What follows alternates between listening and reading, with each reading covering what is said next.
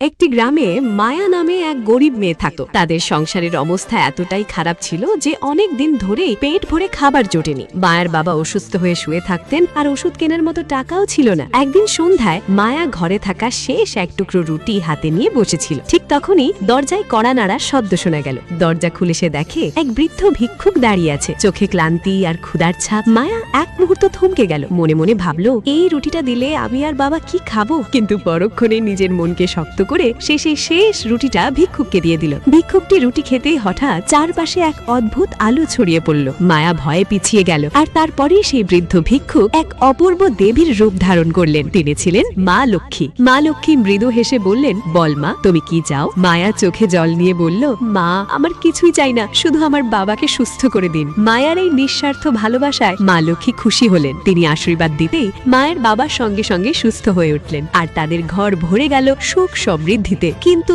দুঃখের বিষয় হলো, এত সুন্দর গল্প শুনেও কেউ এখনো একটা লাইক আর সাবস্ক্রাইব করলো না।